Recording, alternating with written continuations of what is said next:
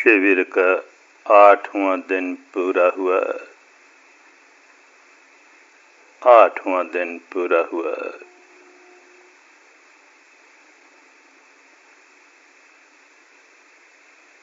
केवल 2 दिन और रह गए हैं।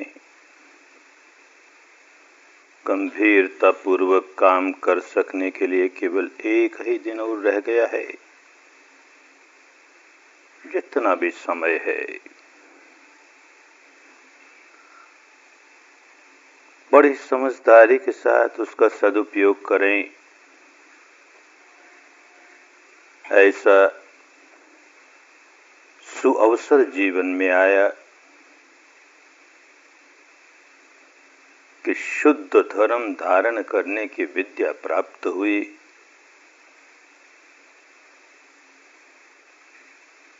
सारी आवश्यक सुविधाएं प्राप्त हुई, अनुकूल वातावरण प्राप्त हुआ, तो इसका पूरा पूरा लाभ उठाएंगे। गंभीरता पूर्वक 1 दिन भी काम करे तो निष्फल नहीं होता। धर्म के मार्ग पर जरा सा भी किया गया श्रम निष्फल नहीं होता, फलदायी ही होता है। तो 1 दिन खूब गंभीरता पूर्वक काम करेंगे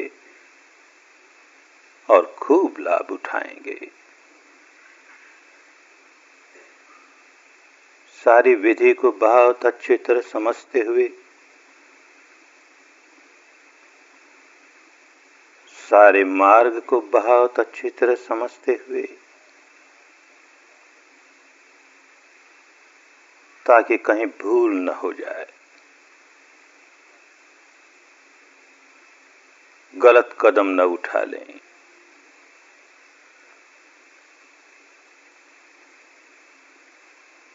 कोई झिझक न रह जाए तो कदम उठा ही न पाएं, सारी शंकाएं दूर हो जाएं, बात खूब अच्छी तरह समझ में आए,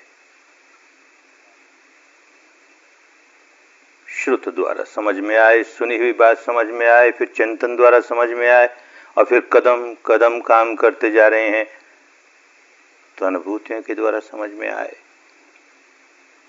श्रुति भी, बुद्धि भी और अनुभूति भी, तीनों ही मदद करें।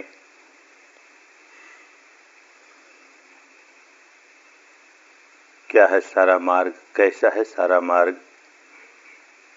विशुद्धि का मार्ग है। 7 प्रकार की विशुद्धियां कदम कदम आगे बढ़ते हुए उपलब्ध होती ही चली जाएंगी, होनी ही चाहिए। सप्त विशुद्धि पूरी होगी तो मुक्त अवस्था प्राप्त हुई। क्या है ये 7 विशुद्धियां? पहली विशुद्धि शील विशुद्धि। शील निष्कलंक शुद्ध हो, कहीं जरा सी भी आंच नहीं हो।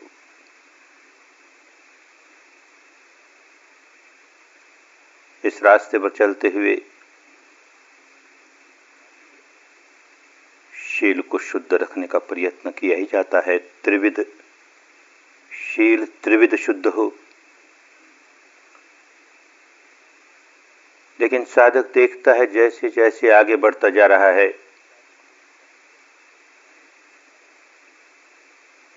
चित्त निर्मल हुए जा रहा है, विकार निकलते जा रहे हैं, तो ये शील विशुद्धि पुष्ट हुई जा रही है तो पहला कदम। लेकिन आगे बढ़ने पर देखते हैं कि ये बहुत बलवान हुए जा रहा है। आगे की विशुद्धियां चित्त की शील की विशुद्धि को और परफेक्ट करती जाएंगी, परिपूर्ण करती जाएंगी, निर्दोष करती जाएंगी। कोई भी काम शरीर या वाणी से ऐसा नहीं करेंगे जिससे अन्य प्राणियों का अहित हो, अन्य प्राणियों की सुख शांति भंग हो। और आगे बढ़ते जाएंगे तो ये खूब समझते चले जाएंगे कि इसमें हमारा भी अहित समाया हुआ,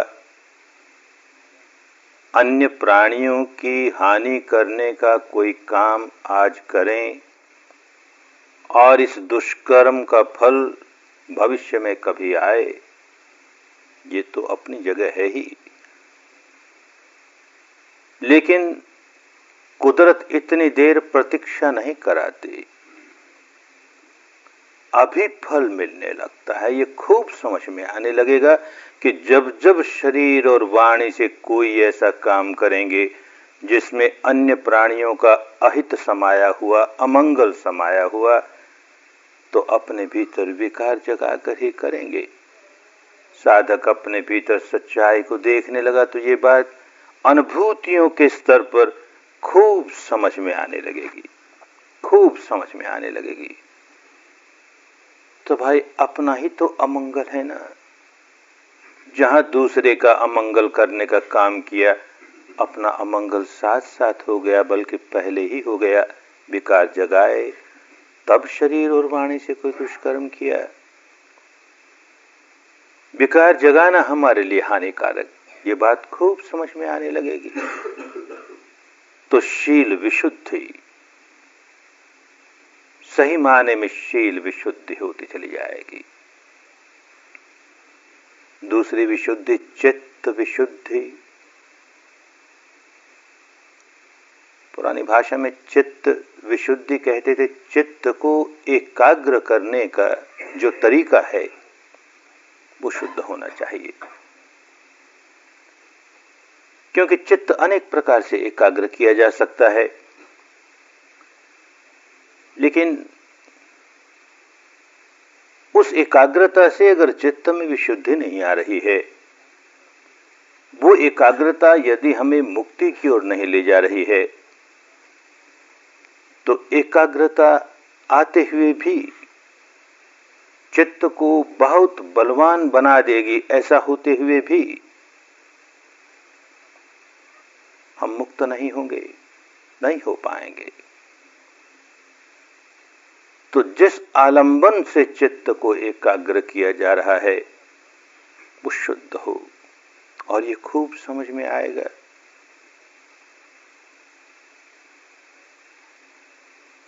कि हमें तो अंततः लोकोत्तर अवस्था तक पहुंचना है। ये सारा का सारा मार्ग लोकों के परे ले जाने का मार्ग, और लोकों से परे तब जा पाएंगे जबकि अंतर्मन के गहराइयों में जो प्रतिक्षण विकार बनाए जा रहे हैं, राग जगाए जा रहे हैं, द्वेष जगाए जा रहे हैं, आश्रव का बहाव बहाए जा रहे हैं, जब तक इससे छुटकारा नहीं होगा तो ऊपर ऊपर से मन को हम इस आलंबन के आधार पर कि उस आलंबन के आधार पर खूब एकाग्र कर लेंगे, फैला करके अनंत तक ले जाएंगे और अंतर्मन की गहराइयों को भूले रहेंगे,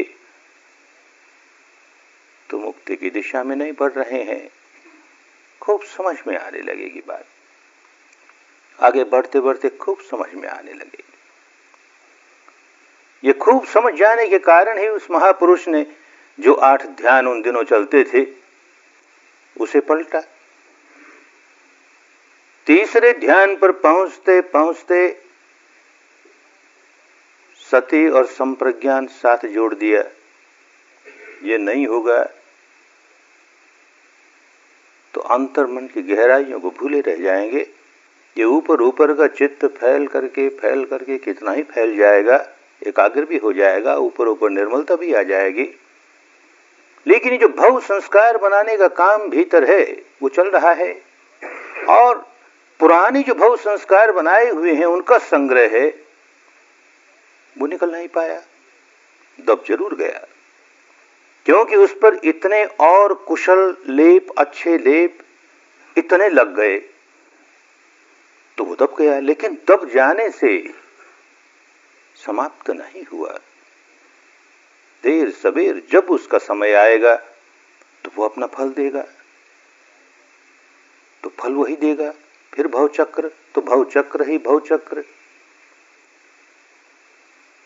तो सती और संपजन्य साथ जोड़ा गया। चित्त को एकाग्र करने के लिए ऐसा ही आलंबन हो जो हमारे बारे में प्रकट सत्य को भेदन करता हुआ परमार्थ सत्य की ओर ले जाए। तो भ्रांतियां दूर करता हुआ, संज्ञा को दुर्बल करता हुआ, प्रज्ञा की ओर बढ़ता हुआ, गहराइयों तक सारे विकारों को दूर करता हुआ एकाग्र भी होने लगा। तो वो एकाग्रता हमारे लिए कल्याण की एकाग्रता हुई।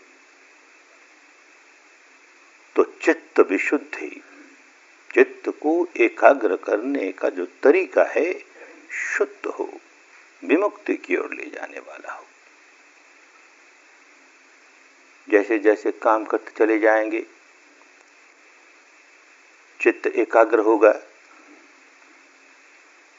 और देखेंगे जो आलंबन हमने चुना है, जिस आलंबन के सारे काम कर रहे हैं, वो आलंबन केवल चित्त एकाग्र ही करके नहीं रह जाता, हमें गहराइयों तक विभिन्न ध्यानों का अनुभव करा के ही नहीं रह जाता, बल्कि गहराइयों तक चित्त को निर्मल करने का भी काम साथ साथ करने लगा। तो विशुद्धि सही माने में विशुद्धि हुई, चित्त विशुद्धि। तीसरी विशुद्धि बहुत आवश्यक, दिट्ठि विशुद्धि।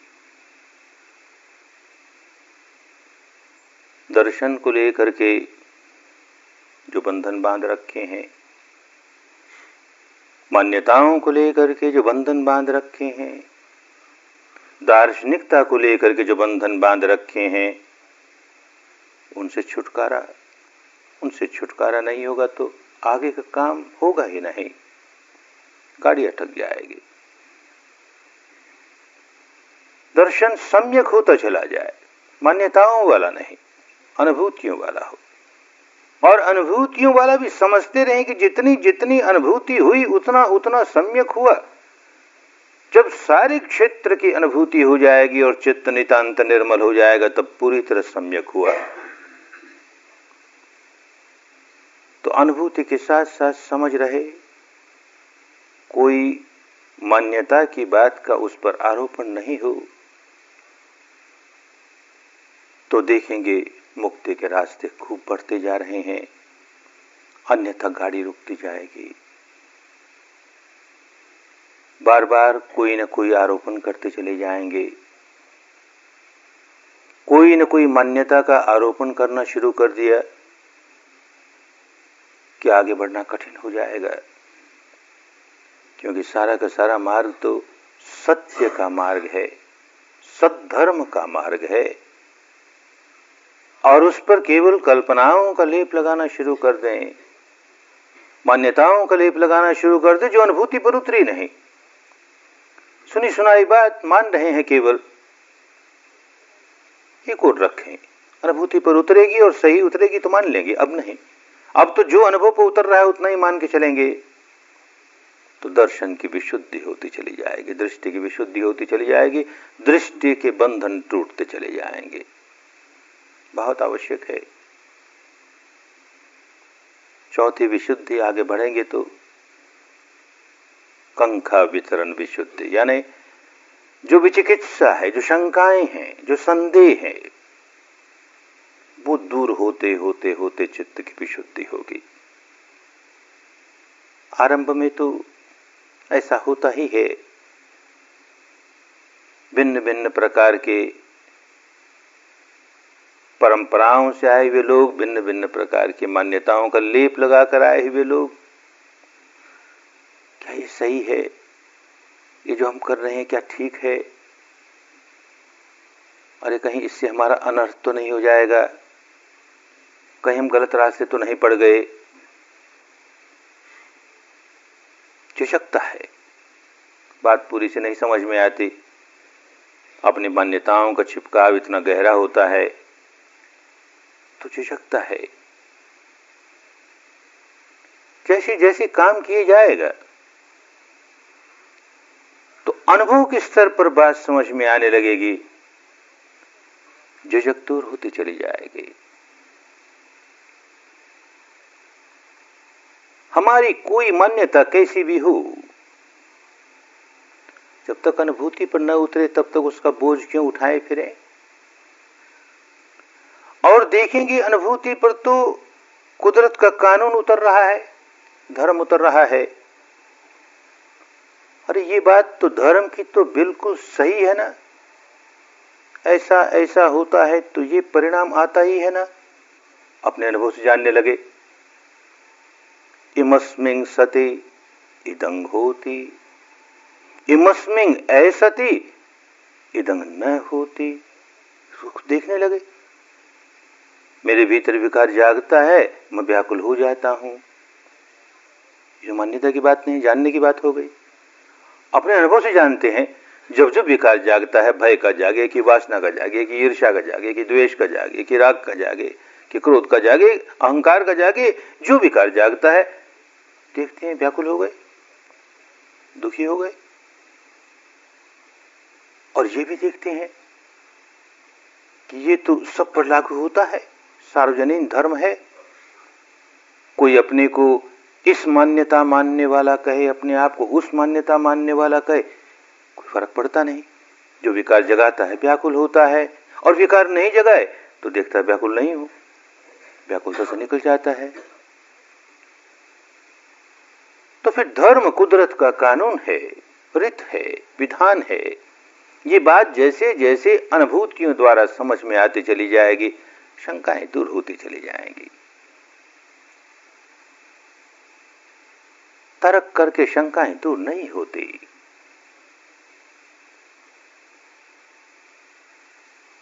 क्योंकि जो आसक्ति होती है मान्यता की, वो तर्कों से दूर नहीं होती। अबोध बच्चा जैसे किसी बात को पकड़ करके जिद करने लगता है तो किसी तर्क से उसे नहीं समझाया जा सकता।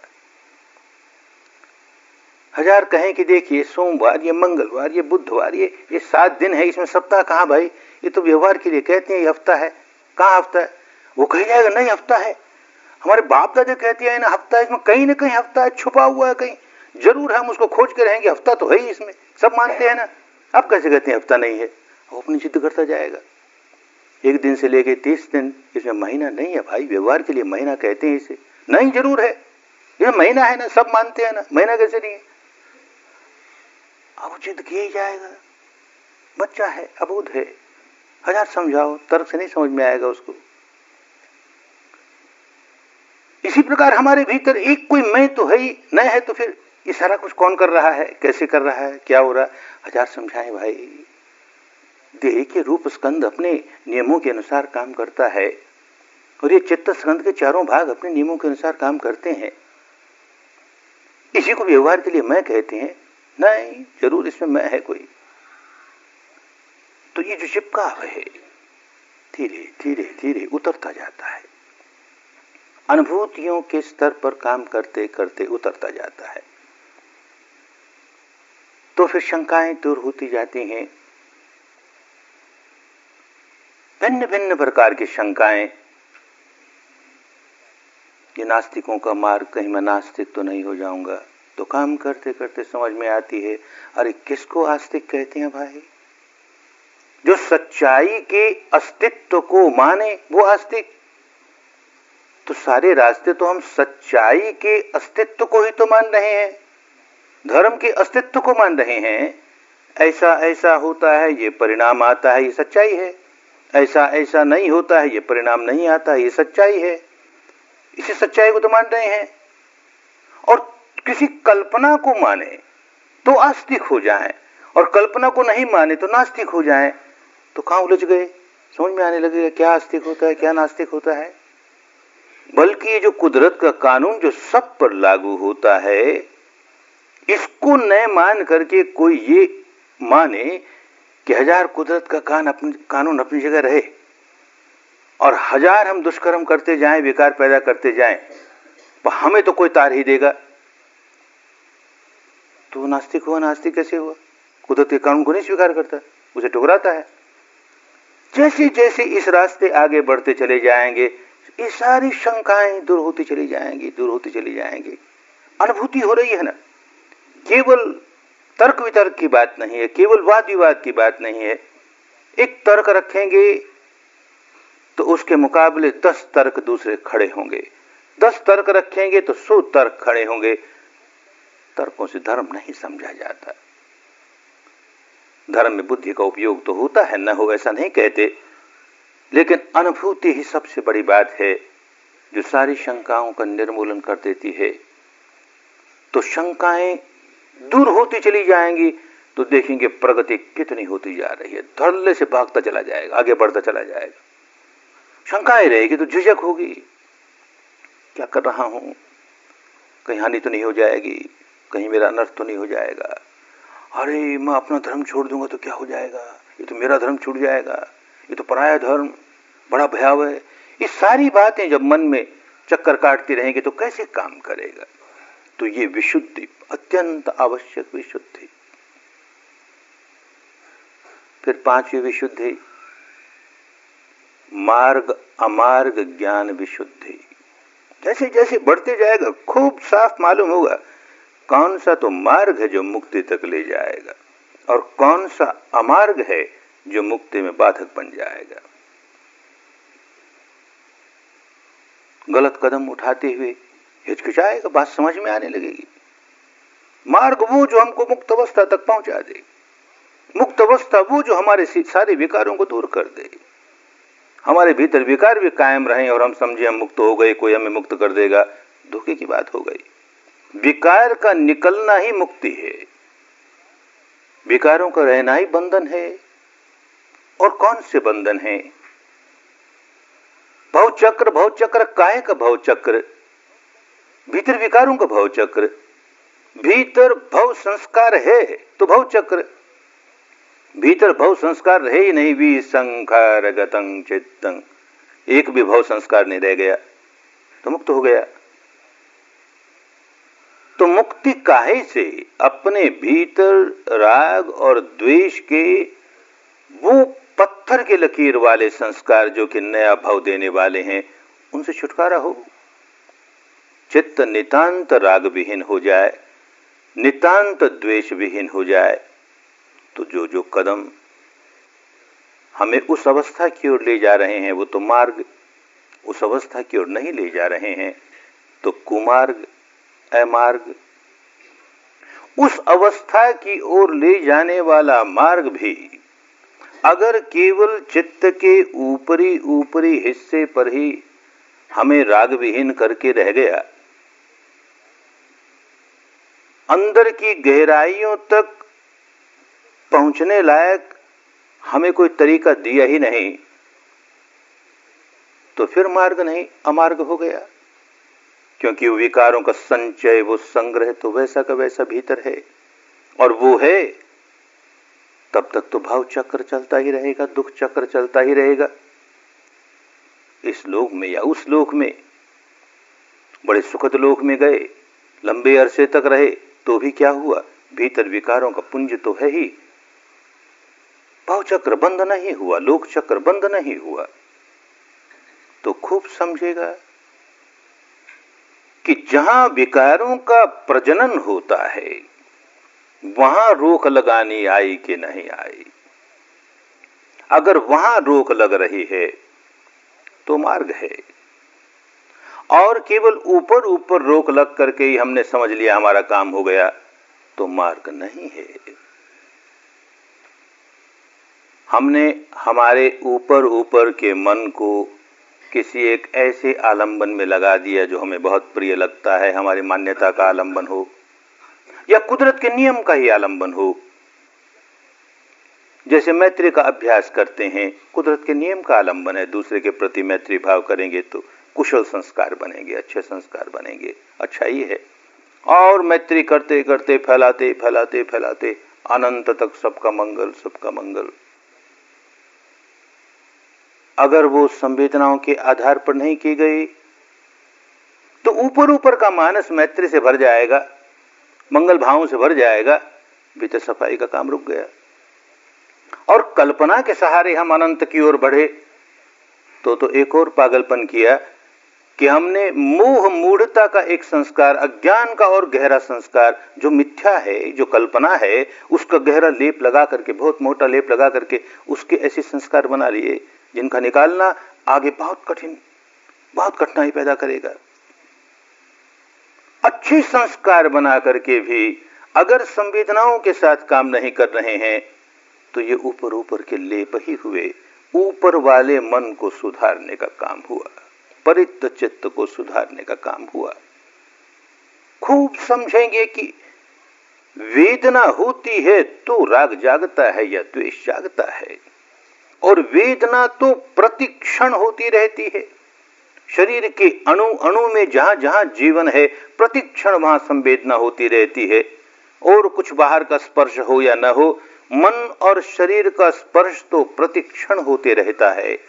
अंतर मन की गहराइयों वाला जो हिस्सा है प्रतिक्षण शरीर के साथ जुड़ा रहता है। स्पर्श होता है, संवेदना होती है, प्रतिक्रिया करता है, और संवेदना होती है, प्रतिक्रिया करता है। स्पर्श हुए जा रहा है, संवेदना हुई जा रही है, प्रतिक्रिया किए जा रहा है, तो अपना काम रात दिन किए जा रहा है। वहां तक हमारी पहुंच ही नहीं हुई, जड़ों तक हम पहुंचे ही नहीं। हमने तो केवल ऊपर ऊपर के चित्त को इधर भरमा दिया, उधर भरमा दिया, इधर लगा दिया, उधर लगा दिया, उस ओर गए ही नहीं। तो अमार्ग है, मार्ग नहीं है। और संवेदनाओं के आधार पर काम कर रहे हैं तो कुदरत के उस कानून के अनुसार काम कर रहे हैं। वेदना पच्चया तन्हा, वेदना निरोधा तन्हा निरोधो। जहां जहां वेदना है वहां वहां राग जागता है, द्वेष जागता है। और अगर हम उसको देखते देखते देखते वहां सुधार करते करते करते, वहां संवर करते करते, नया आश्रय बनने नहीं देंगे, पुराने निकालते चले जाएंगे, नया कसाय आने नहीं देंगे, पुराने निकालते चले जाएंगे, यूं करते करते उस अवस्था पर पहुंच जाएंगे जहां वेदना का नामो निशान नहीं। शरीर और परे की अवस्था है, वहां वेदना हो ही नहीं सकती, कोई स्पर्श हो ही नहीं सकता।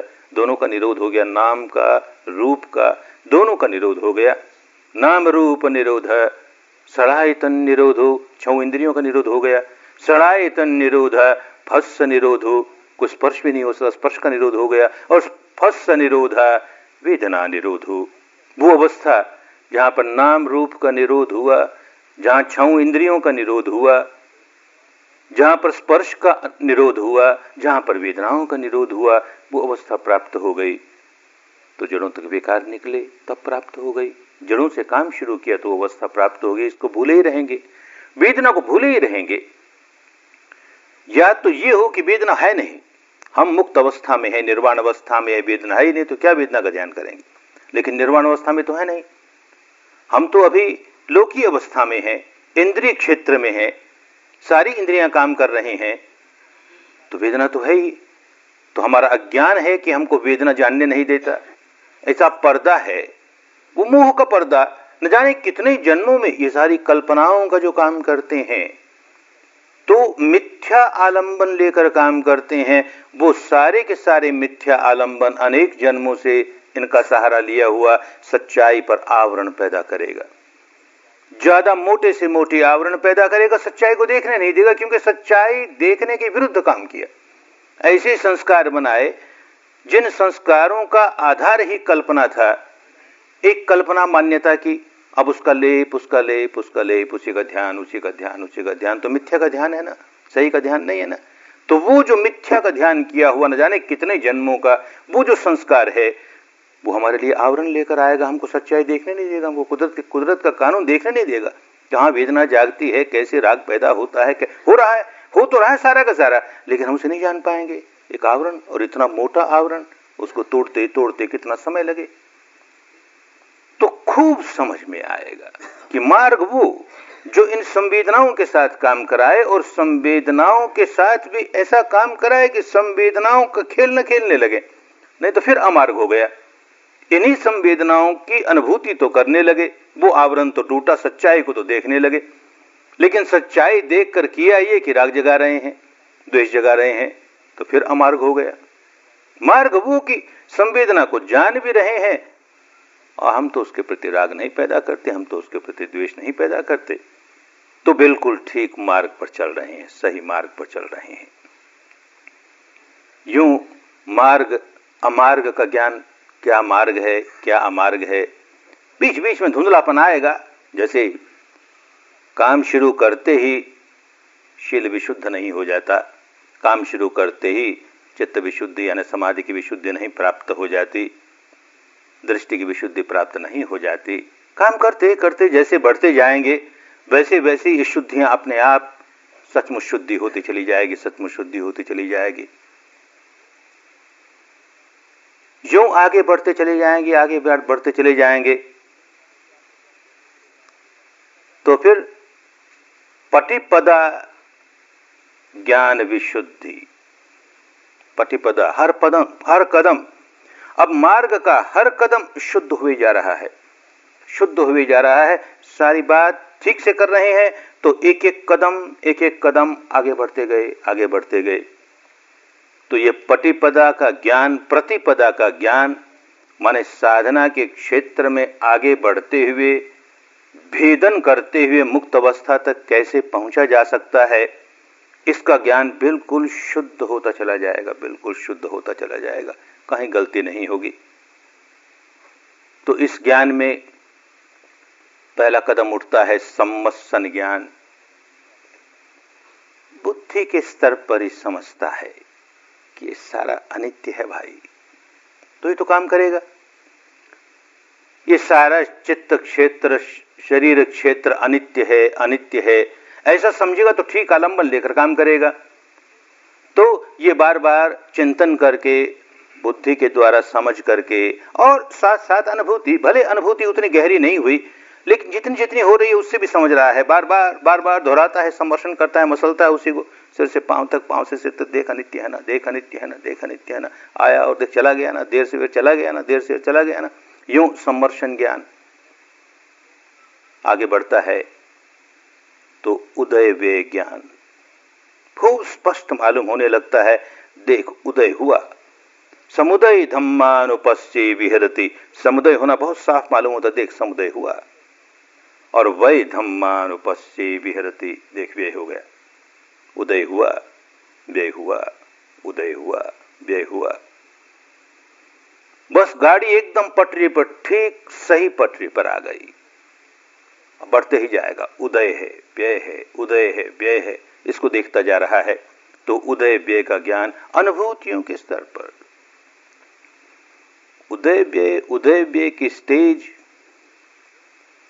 बुद्धि के स्तर पर ही मान के रह जाए तो नहीं होते। देखा है ब्रह्मदेश में अपनी अपनी परंपराएं हैं लोगों की, तो लोग माला फेरते हैं, अनित्य है इसकी माला फेरते हैं, तो अनिच्च का उच्चारण वहां अनैसा होता है, तो माला ली अनैसा अनैसा अनैसा अनैसा। अरे क्या अनैसा अनैसा, तुझे अनुभव होता है अनित्यता का? उदय व्यय, उदय व्यय, उदय व्यय, उदय व्यय, कितनी माला फेर ली, इतनी माला फेर ली, बड़ा पुण्य हुआ, उदय व्यय की माला फेर ली। जहां यहाँ कहते हैं अमुक देवता की माला फेर ली, अमुक नाम की माला फेर ली, वहां कहेंगे इतनी उदय व्यय की माला फेर ली, इतने अनित्य की माला फेर ली। अरे क्या मिला इस माला फेरने से रे, क्या मिला? अनुभव होना चाहिए। उदय होता है इसका अनुभव हो, व्यय होता है इसका अनुभव हो, और जिस अनुभव को के साथ समता अनुभव है, हम व्याकुल नहीं होते। उदय हुआ तो जो उदय हुआ व्यय के लिए उदय हुआ भाई, बहुत अप्रिय हुआ तो भी व्यय के लिए हुआ भाई, क्यों अपने मन की संतुलन खोएंगे? और बहुत प्रिय हुआ तो भी व्यय के लिए हुआ भाई, अप्रिय हुआ तो व्यय के लिए, प्रिय हुआ तो व्यय, इसलिए कर रहे हैं। उदय व्यय का बोध इसलिए जगा रहे हैं कि समता और पुष्ट होती जाए, और पुष्ट होती जाए तो चित्त और निर्मल होता जाए। नए संस्कार बनाएंगे नहीं राग के, द्वेष के, और जब नए बनाने बंद कर देते हैं तो कुदरत का अपना कानून है, उभर उभर करके पुराने आने लगते हैं ऊपर। जीवन धारा को चलाना है ना। संखार पच्चया विज्ञान, संखार होगा तो विज्ञान बनेगा, अगले क्षण का विज्ञान कैसे बनेगा? हमने नया संस्कार बनाया ही नहीं। इस क्षण जो कुछ प्रकट हुआ उसका अनुभव करके हमने संस्कार बनाया ही नहीं। तो संस्कार बनाया नहीं तो अगले क्षण का विज्ञान कैसे पैदा होगा? तो अगले क्षण का विज्ञान पैदा होगा पुराने संस्कारों से। यूं धारा चलती जाएगी, चलती, जब तक कि पुराने संस्कार सारे समाप्त न हो जाएं। तो नए का संवर करना शुरू किया कि पुरानों की उदीरना होनी शुरू हुई, उनकी निर्जरा होनी शुरू हुई, उनका क्षय होना शुरू हुआ। तो उदय व्यय से ही मुक्ति का काम शुरू हो गया और आगे बढ़ेगा। बढ़ते बढ़ते जब समय पके तो भंग ज्ञान होगा। ये सारा घनत्व टूटता चला जाएगा। टूटते टूटते टूटते घनत्व तो कुछ है ही नहीं, घन संज्ञा है ही नहीं। सारा का सारा भौतिक शरीर केवल तरंगे ही तरंगे, तरंगे ही तरंगे। ठोस बनेगा कहीं नामो निशान नहीं। नन्हे नन्हे परमाणुओं के कण उत्पन्न होते हैं, नष्ट होते हैं, उत्पन्न होते हैं, नष्ट होते हैं। सारे शरीर में यही हो रहा है, यही हो रहा है। इतनी शीघ्र गति से हो रहा है कि अब इस अवस्था पर आते आते उत्पाद होता नहीं दिखाई देता, बस क्षय होता दिखाई देता है, क्षय होता दिखाई देता है, भंग ही होता दिखता है, भंग ही भंग, भंग ही भंग। तो एक उपमा से समझाया गया कि किसी बालू के टीले के किनारे से नदी बह रही है और वो वर्षा की ऋतु में नदी का बहाव तेज हुआ तो उस टीले को काटने लगे नीचे से। काटते काटते वो सारा बालू का टीला भरभरा के गिरा, तो फुर फुर फुर फुर के गिरा। बस ऐसे ही गिर रहा है, नष्ट हो रहा है, नष्ट हो रहा है, फुरफुरा के नष्ट हो रहा है, उत्पाद होता नहीं दिखता। भंग भंग भंग। जैसे ये सारा शरीर भंग भंग भंग। ऐसे ही बढ़ते बढ़ते अवस्था आती है, सारा का सारा मानस भंग भंग भंग। मानस में कोई भावावेश जागा तो उदय व्यय की स्थिति होगी तो देखेंगे अच्छा ये भावावेश जागा और देखिए भावावेश दूर हुआ, ये क्रोध जागा, ये क्रोध दूर हुआ, ये भय जागा, ये भय दूर हुआ। लेकिन भंग की अवस्था बढ़ते बढ़ते ऐसा हुआ कि भय जागा तो केवल फुरफुर फुरफुर, तरंगे ही तरंगे, अरे समाप्त। वासना जागी तो समाप्त, ईर्ष्या जागी तो समाप्त। इतनी शीघ्र गति से विकारों का खात्मा होना शुरू हो जाएगा। भंग भंग भंग। लेकिन यह भंग ज्ञान एक ऐसी अवस्था है कि यहां आने पर एक बहुत बड़ा खतरा होने लगता है। गुजरा है बहुत पीड़ाओं में से, उदय व्यय के क्षेत्र में से गुजरते समय न जाने कितने प्रकार की अप्रिय संवेदनाओं में से गुजरा। बहुत पीड़ा है, बहुत भारीपन है, इस तरह की अनेक मुसीबतों में से गुजरा। अब देखता हो सारी समाप्त हो गई, कहीं भारीपन नहीं, कहीं पीड़ा नहीं। अरे कहीं कोई पीड़ा भी है तो उसके पीड़ा के भीतर से तरंगे चल रही हैं, तो पीड़ा पीड़ा जैसी ही नहीं लगती। अब तो कहीं कोई पीड़ा लगती ही नहीं। तो एक बड़ा खतरा शुरू होता है कि उस अवस्था के प्रति आसक्ति जागने लगती है। मिल गया ना, बस यही तो चाहिए था, सारे दुख दूर हो गए। तो ये तरंग ही तरंग, तरंग ही तरंग। फिर यद्यपि दृष्टि विशुद्धि करते हुए आया, लेकिन फिर पागलपन हो सकता है। अगर मान लो कि ये न माने, अगर दृष्टि विशुद्धि नहीं है तो इस अवस्था पर आकर कहेगा कि अब के आत्मा का दर्शन हो गया, देख सारा शरीर चेतना से भर गया, यही तो आत्मा है।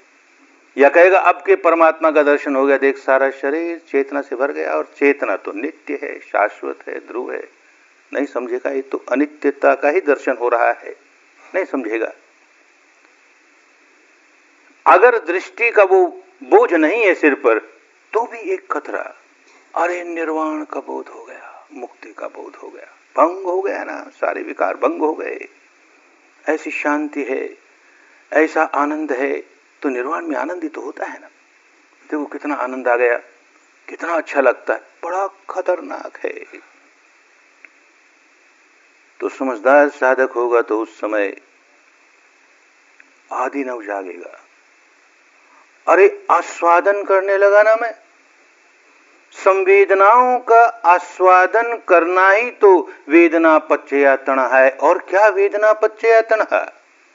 कि वेदना हो रही है और मैं उसका रस ले रहा हूं, तो राग पैदा कर रहा हूं, तो बंधन है ना। अरे साधना करते करते अपने आप को बंधनों से खोलते खोलते किस अवस्था पर आप पहुंचा कि जहां बंधन बढ़ाई जा रहा हूं। बहुत खतरनाक है, बड़ा आदिनव, बड़ा खतरनाक, ये स्थिति बड़ी खतरनाक। तो आदिनव ज्ञान जागता है, भले थोड़ी देर के लिए जागे, तो भय ज्ञान जागता है, बड़ी भयावह स्थिति। इसमें से नहीं निकल पाया तो लोक चक्र मेरा बढ़ता जा रहा है। कैसी भयावह स्थिति में पड़ा हूं। ये कोई प्रगति नहीं हुई मेरी, ये सारा शरीर का खुल जाना कोई प्रगति नहीं हुई, ये तो मेरी अवनति हो गई। क्योंकि शरीर के खुल जाने पर मैं और अधिक राग जगाने लगा, और अधिक आसक्ति पैदा करने लगा, तो मुक्ति के मार्ग पर आगे नहीं बढ़ रहा हूं। कैसी स्थिति हो गई, बड़ी भयावह स्थिति। जो बात समझ में आने लगती है तो पागलपन निकल जाता है जो आम साधकों का इस अवस्था पर आकर होने लगता है। धारा प्रवाह आई, खुशियों से नाचने लगे, धारा प्रवाह छूटी कि उदासी में डूबे। अरे धारा प्रवाह छूटने पर उदासी में नहीं डूबता, धारा प्रवाह आने पर देखेगा अरे भयावह स्थिति है ये, कहीं इसमें उलझ न जाऊं, कहीं इस खतरे में डूब न जाऊं, यो समझेगा तो निर्भीत होगा, बचेगा उससे। कहीं नए बंधन न बंधने लगे, बचेगा और साथ साथ निर्वेद का ज्ञान होगा। और निर्वेद के साथ साथ मुंचित काम्यता, एक कामना जागे कि मुक्त होना है। अरे कहां बंधन ही बंधन, यहां तक पहुंचा तो यहां भी आगे बंधन ही बंधन आए। इनसे मुक्त होना है, इस प्रवृत्ति से मुक्त होना है, इस स्वभाव से मुक्त होना है। फिर होश जागेगा। अरे भाई कितने ही भयावह स्थिति हो, उसके प्रति भय जगाना धर्म की बात थोड़ी है। ये भय के संस्कार फिर बांधने वाले हैं, उसके प्रति खतरनाक है, खतरनाक है इस तरह करना, उसके प्रति मुझे मुक्त होना है, मुझे मुक्त होना है, ये मुंचित काम्यता जगानी, तो गलत बात हुई ना। खतरनाक है इसमें कोई संदेह नहीं, ये भयावह स्थिति है इसमें कोई संदेह नहीं, लेकिन इसमें निकलने के लिए समझदारी का काम करना पड़ेगा। और समझदारी का काम यह है कि पटिसंखार ज्ञान जगाएं, माने जो संस्कारों को जगाने वाला ज्ञान था उसके प्रतिकूल ज्ञान जगाएं। संस्कार नहीं जगने देना है, कितनी ही भयावह स्थिति हो। जैसे इसके स्वाद को लेते हुए, सुखद संवेदनाओं को स्वाद को लेकर के राग जगा रहे थे, वैसे ही इसको भयावह मान करके इसके प्रति द्वेष जगाएंगे, वो भी उतना ही बड़ा बंधन है। बात समझ में आने लगेगी। तो संस्कार बनाने की जो आदत है उसके प्रतिकूल काम करना है, तो समता में रहें। इससे निकलने का एक ही रास्ता है, नया संस्कार नहीं बनने दे, नया संस्कार नहीं बनने दे। तो उसे पटिसंखार ज्ञान, ऐसा ज्ञान जो संस्कार बनने नहीं दे, चाहे जैसी अवस्था है, चाहे जैसी स्थिति है, लेकिन हम नया संस्कार नहीं बनने देंगे, नया संस्कार नहीं बनने देंगे। तो आगे की अवस्था आती है संखार उपेक्षा। नया संस्कार तो नहीं बनाते हम, लेकिन पुराने तो संग्रह हैं, बहुत पुराने संग्रह हैं, उभर उभर करके आने लगे। अब वो आते हैं तो भिन्न भिन्न प्रकार की संवेदनाएं प्रकट करेंगे। सुखद संवेदना भी हो सकती है, दुखद भी हो सकती है, प्रिय हो सकती है, अप्रिय हो सकती है। अब हम नए संस्कार नहीं बना रहे, लेकिन पुराने संस्कारों की उदीर्णा हो रही है, उनकी बारी आ रही है तो भिन्न भिन्न प्रकार की संवेदना हो रही है। हम नए संस्कार नहीं बनाते, चाहे जो कुछ हो रहा है हम नए संस्कार नहीं बनाते।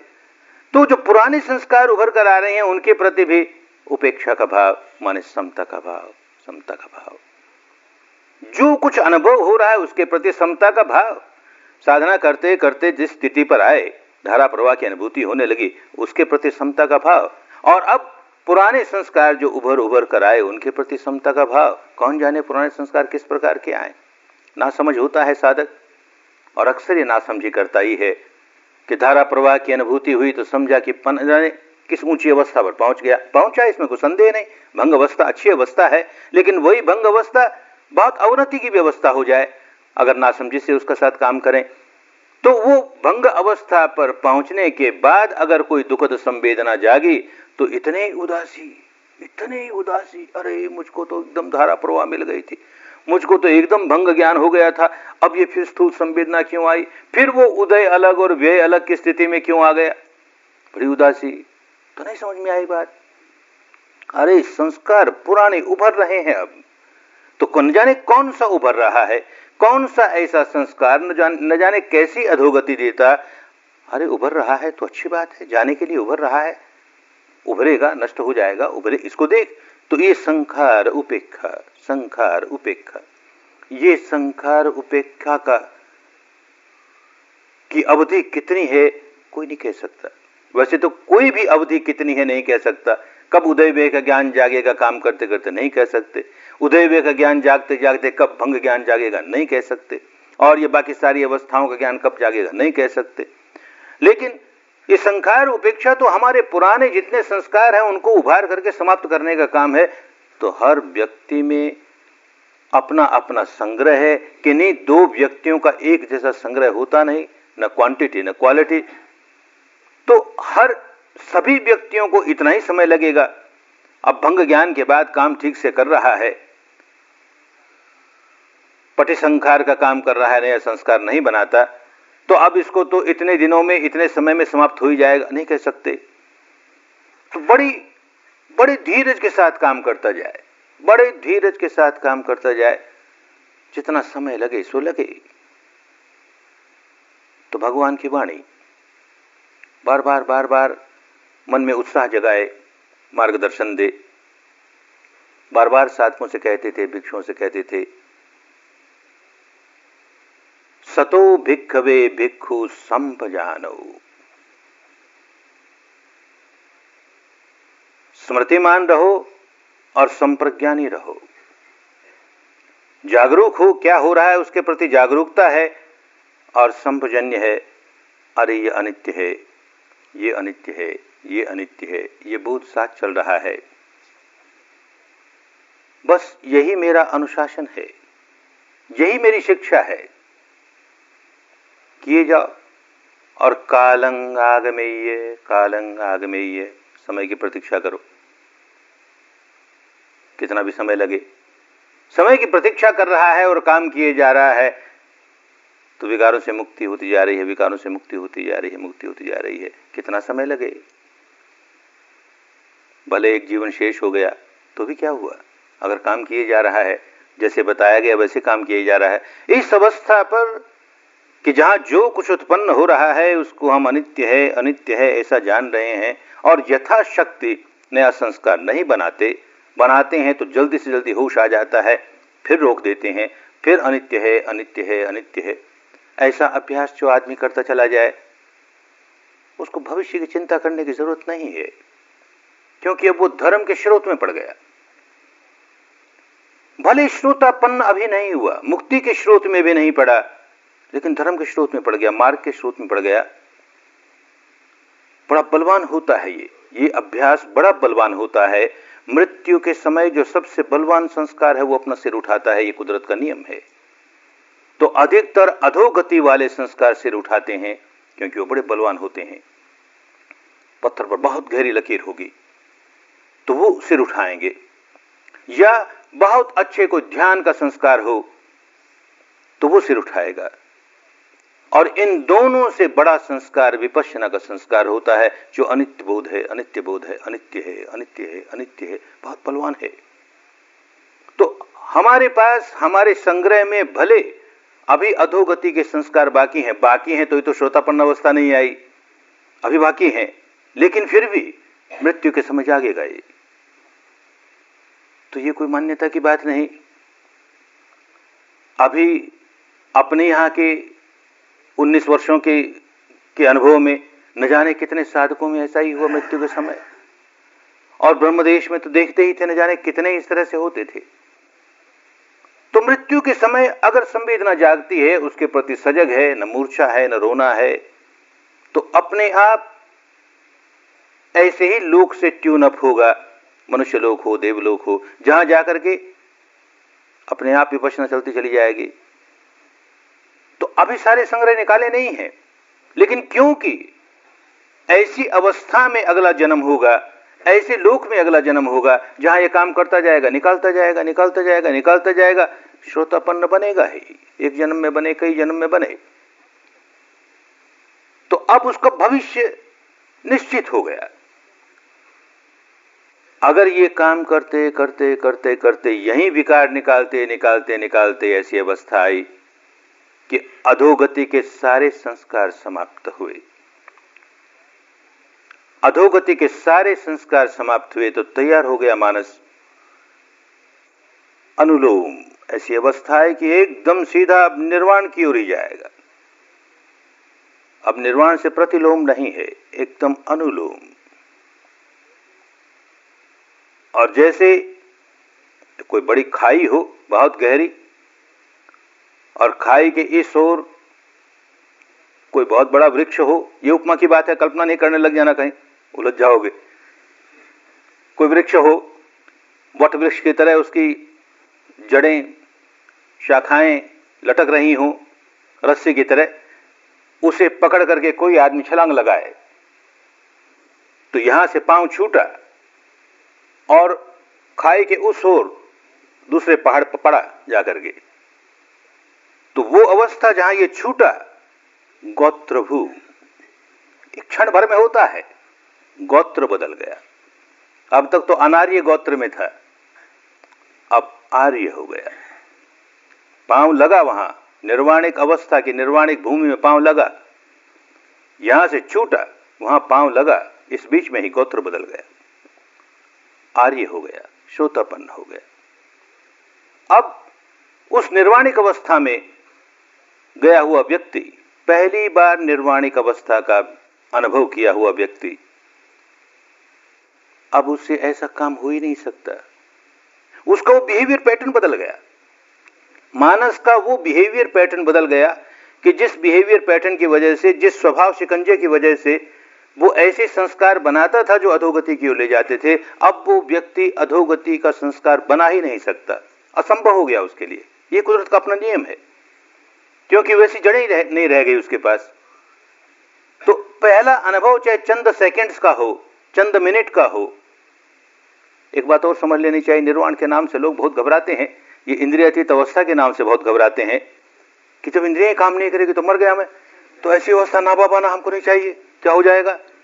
और कभी कभी ऐसी भ्रांति होती है कि जिनको निर्वाणिक अवस्था हो गई तो वो तो किस काम के, भगवान बुद्ध भी किस काम के, उनको निर्वाणिक अवस्था हो गई, इंद्रियां काम नहीं करती, तब क्या करते रहे सारे जीवन भर, ऐसे पत्थर की तरह बैठे रहे, क्या हुआ ये। अरे नहीं भाई नहीं, वो अवस्था इसी जीवन में अनुभव की जा सकती है, जितनी देर आरंभ करते हुए तो अपने वश की बात नहीं। चंद सेकंड के लिए भी अनुभव हो सकता है, पहला अनुभव चंद मिनट का भी हो सकता है, किसी किसी मामले में, किसी किसी केस में चंद घंटों का भी हो सकता है। ऐसा बहुत अनोखा केस होता है कि पहली डुबकी कई घंटों की लगी। भारत में एक ऐसा केस हुआ, 4 घंटे की पहली डुबकी लगी, नहीं तो अधिकतर कुछ सेकंड्स की, कुछ मिनट्स की, और फिर वापस इंद्रिय क्षेत्र में आता है। इंद्रिय क्षेत्र में आके सारा जीवन जीता है, जैसे सब लोग जीते हैं वैसे वो जीता है, लेकिन उसका अनुभव करके आ गया, इंद्रियातीत का अनुभव करके आ गया। इंद्रियातीत का अनुभव करके आ गया तो आदमी बदल गया, बिल्कुल बदल गया।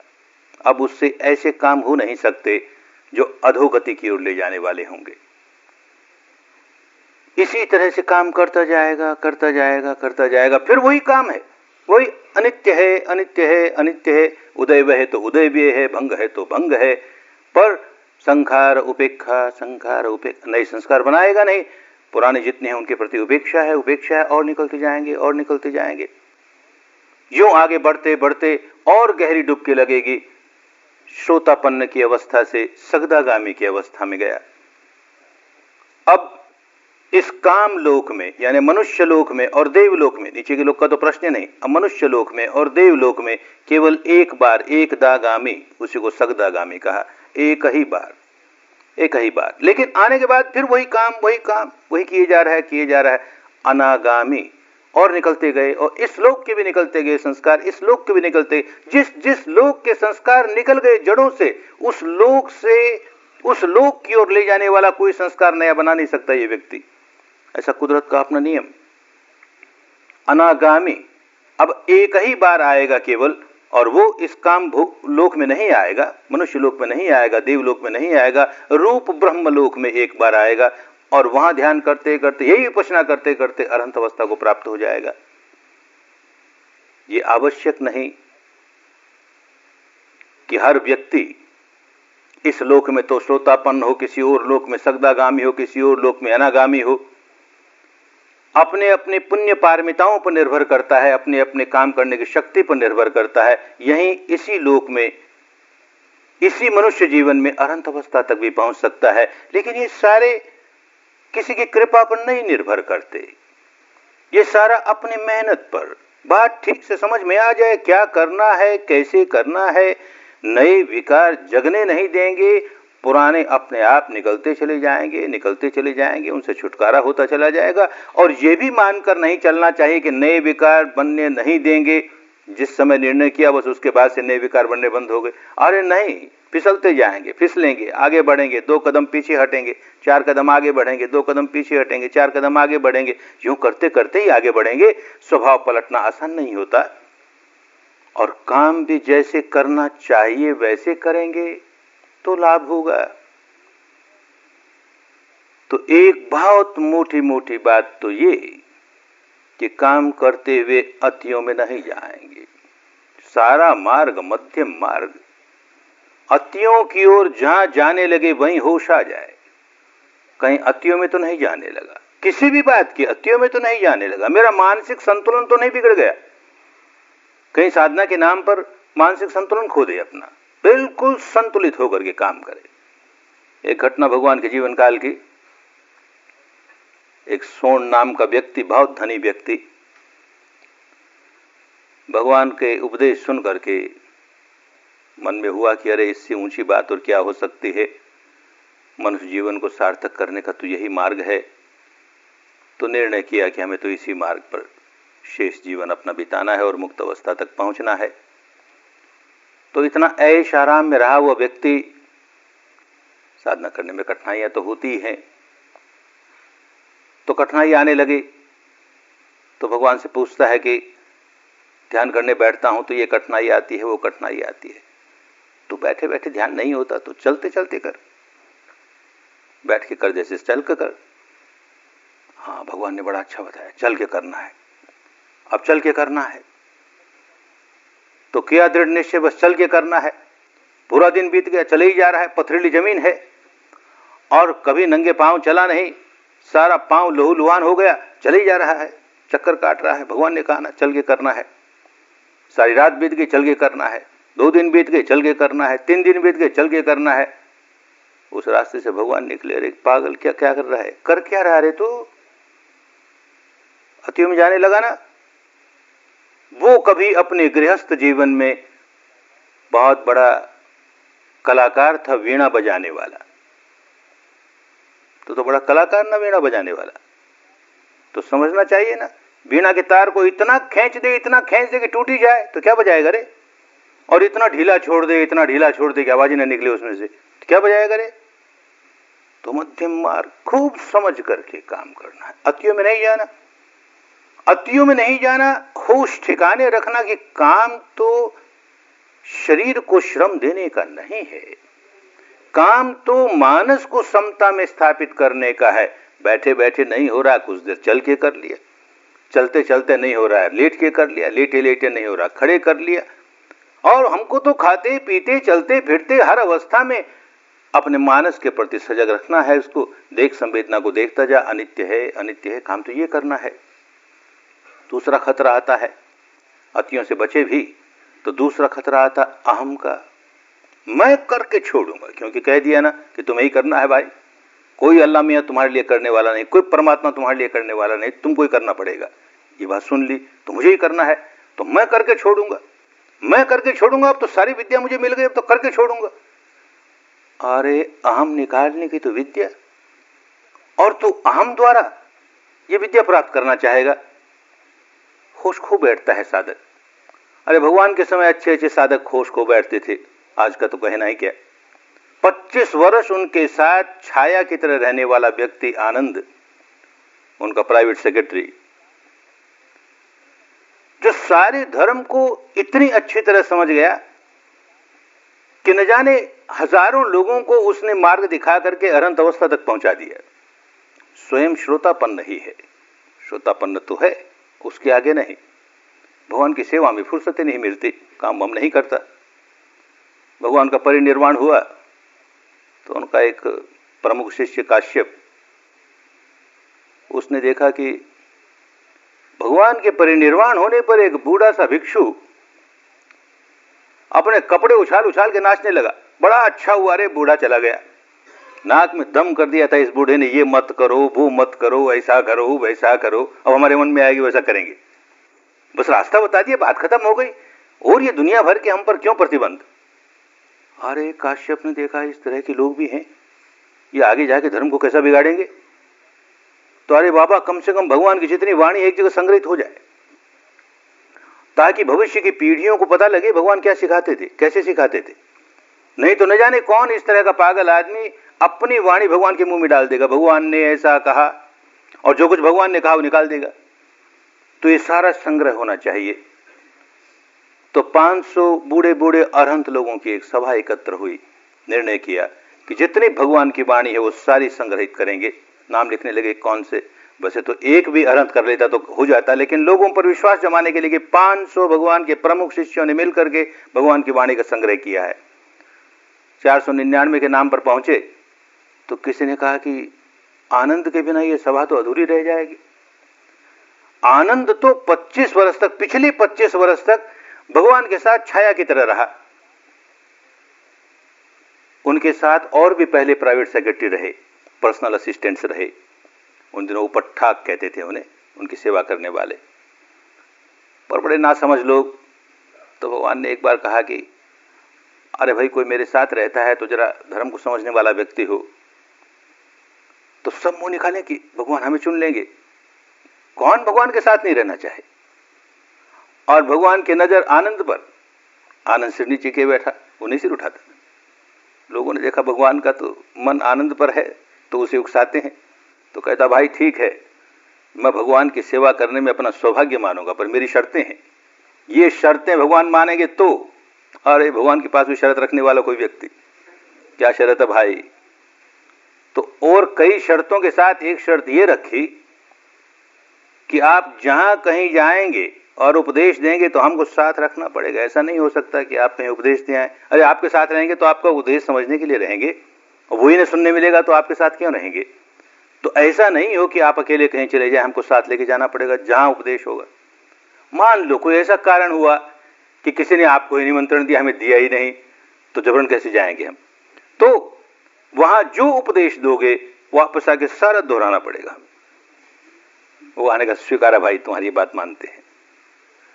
तो जितने उपदेश पिछले 25, उनके परिनिर्वाण के 25 वर्ष के पहले तक जितने उपदेश सारे सुने, और ये व्यक्ति का मानस, इसकी श्रवण शक्ति इतनी तेज कि जैसे बस कंप्यूटर में फीड इन कर दिया, टेप रिकॉर्ड हो गया। अब चाहे जब पूछ लो अमुक जगह भगवान ने क्या कहा, ये कहा, ये कहा, ये कहा, सारा बोल देगा। अरे ऐसा व्यक्ति जो पिछले कम से कम 25 वर्ष के तो भगवान की हर उपदेश को जो आदमी खूब याद किए हुए है, वो इस सभा में नहीं होगा तो कैसे काम चलेगा?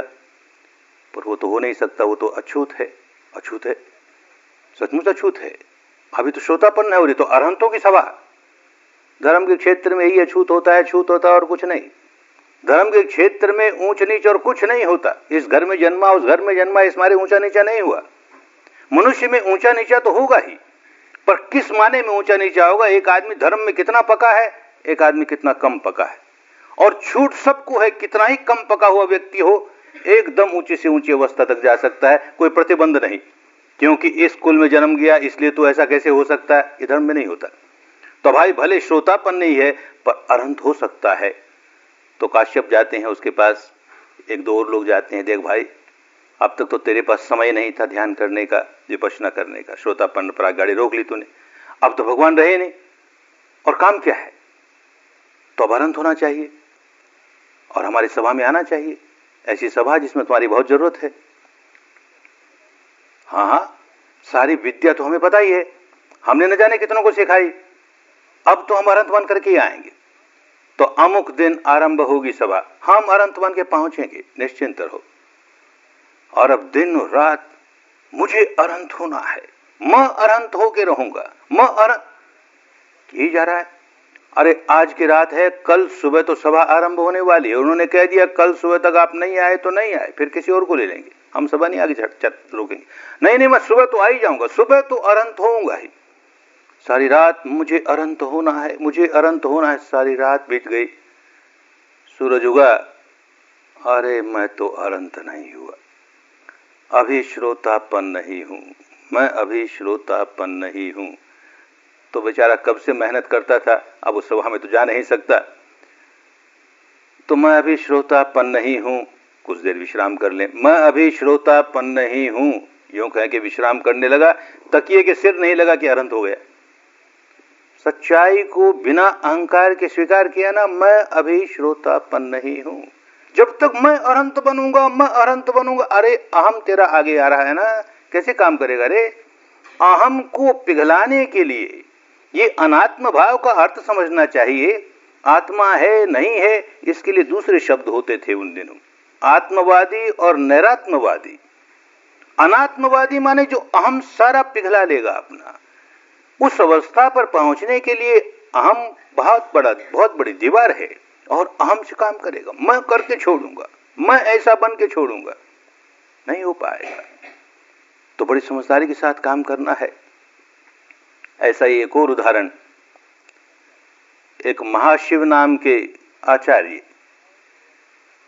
बहुत लोग उनसे सीख करके अनंत अवस्था पर पहुंचे। साधना विधि के बहुत बड़े आचार्य, इतने प्रसिद्ध हुए और धर्म की बारीकियों को इतने समझने वाले और लोगों को इतना समझाने वाले कि लोगों की भीड़ लगी रहे।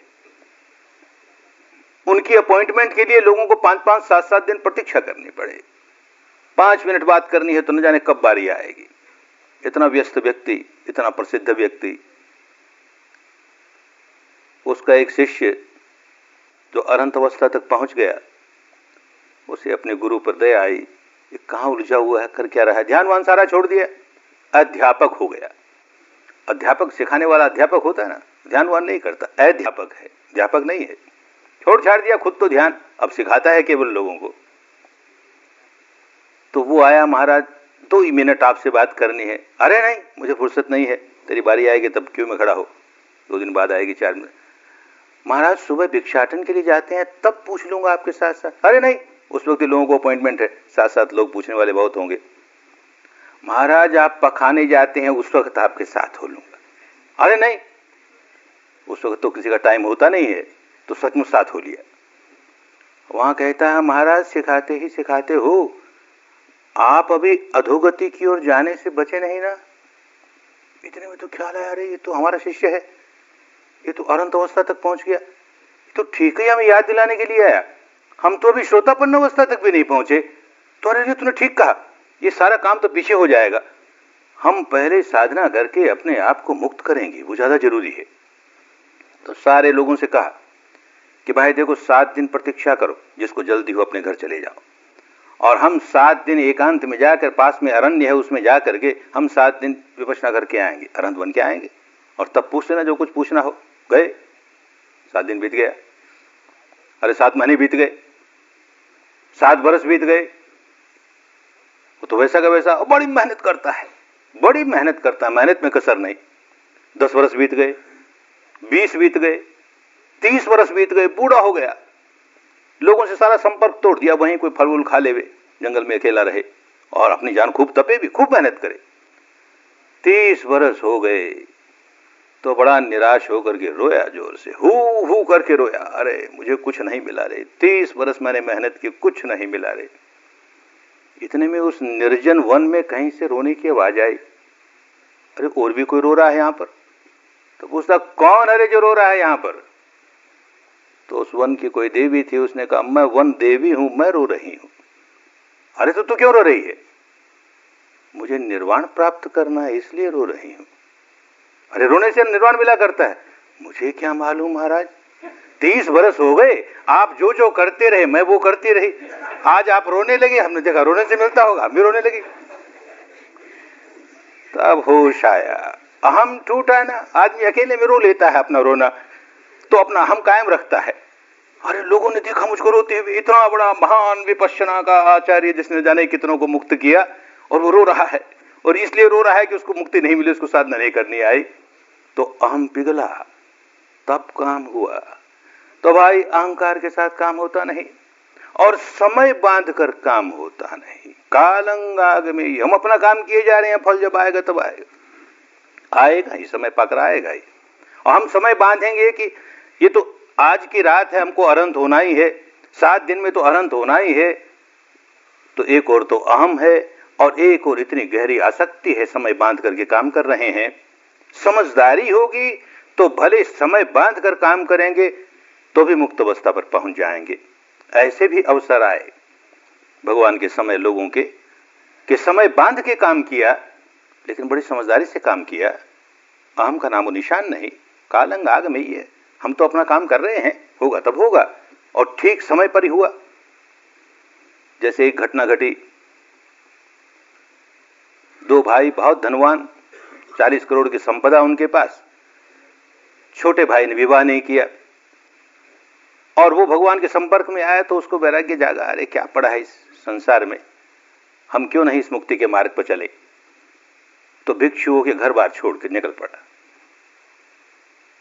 तो बड़े भाई की पत्नी ने सोचा, ये तो बड़ा अच्छा हुआ, ये सारी संपत्ति हमारे हाथ में आ गई, अब नहीं तो आधे का तो हकदार था।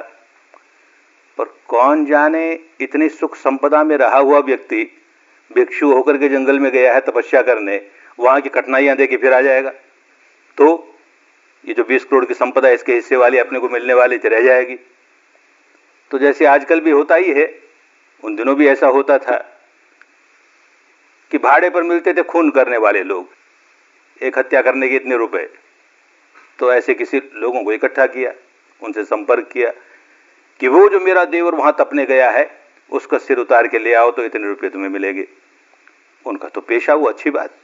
तो गए और कहा तुम्हें मारेंगे हम, हमको तो पैसा इसी बात का मिलेगा, तुमको मारने का। अरे भाई मैं सन्यासी, मेरे पास कुछ नहीं, मुझे मार के तुम्हें क्या मिलेगा। अरे तुम नहीं जानते, तुम्हें मार करके हमें इतना मिलेगा, तुम्हारी भाभी ने भेजा हमको। अरे उसे जाके समझाओ, हम वापस आने वाले नहीं, और आए तो भी हम कहते हैं हमारा कोई हक नहीं। हम ये सब नहीं जानते, हमको तो ये ऑर्डर हुआ है कि मारो, उसका सिर काट के लाओ, इतने रुपए मिलेंगे, तो हमको तो सिर काट के ले जाना है।